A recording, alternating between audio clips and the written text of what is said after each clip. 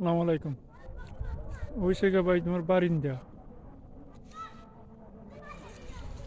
আর ওই জায়গা তোমার মেন রুম।